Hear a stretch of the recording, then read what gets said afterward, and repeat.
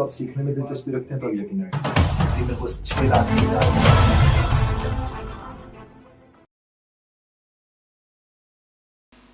ہوتا یوں ہے کہ صاحب گھر آتے ہیں، جو ہی وہ اپنے گھر آتے ہیں تو ان کی بیوی بڑے ہی احترام کے ساتھ ان کو پیش آتی ہے، کھانے وانے کا پوچھنا شروع کر دیتی ہے، تھکان کا پوچھتی ہے اور اس طرح کی بہت سے کیئرنگ باتیں کرنا شروع کرتی ہے. تو وہ صاحب بہت ان کو عجیب لگتا ہے، کہنے لگے خیر تو ہے، یہ آج اتنا خیال میرا کیوں رکھا جا رہا ہے.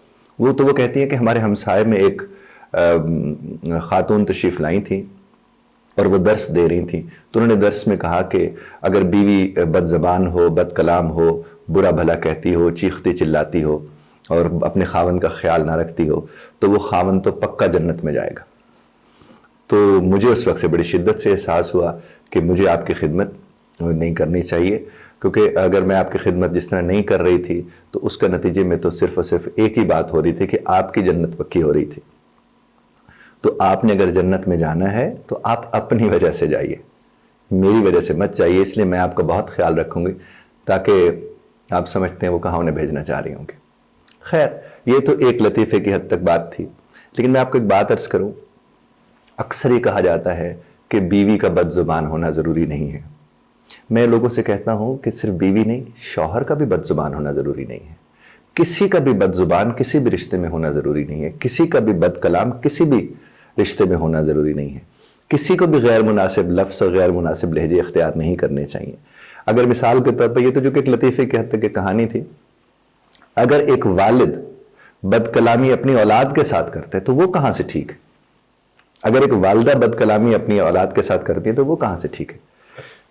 یا گلی محلے میں کھڑے ہو کر کوئی لڑکا، لڑکی، کوئی والد، کوئی والدہ، کوئی بڑی عمر کا، کوئی چھوٹی عمر کا اگر چیخ چلاتے ہیں، چنگھاڑتے ہیں، برے لہجے استعمال کرتے ہیں تو وہ کہاں سے ٹھیک ہے صاحب؟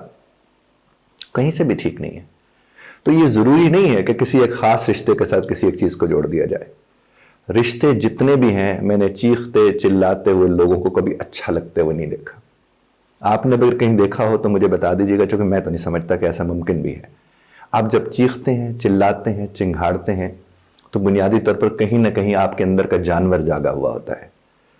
تو جب جانور جاگے گا اور اس کے نتیجے میں آپ کوئی عمل کریں گے تو وہ کہاں سے اچھا ہو سکتا ہے اور آپ کہاں سے اچھے لگ سکتے ہیں؟ تو آپ سے میں یہی گزارش کروں گا کہ اپنی زندگی میں ہمیشہ یہ قانون بنا لیجئے کہ اونچا بولنا اس بات کی دلیل نہیں ہوتی کہ آپ قابل ہیں اور آپ بہادر ہیں. اگر بہادری کو آپ چیخنے چلانے کے ساتھ جوڑ دیں گے تو آپ سے بڑا بزدل ہی کوئی نہیں صاحب.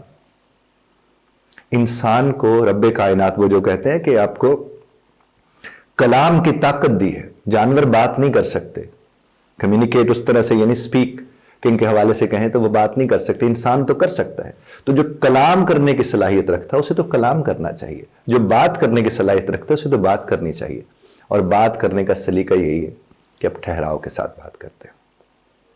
ٹھہراؤ کے ساتھ بات کرنے والوں کی زندگی میں ٹھہراؤ آ جاتا ہے. تو پلیز لطیفے کو لطیفے کی حد تک سمجھتے ہوئے اس سے جو سیکھا جا سکتا ہے وہ سیکھنے کی کوشش کیجیے گا. اختلاف رائے کا حق آپ محفوظ رکھتے ہیں، بذرت طرز اختلاف رائے کا خیال رکھیے گا.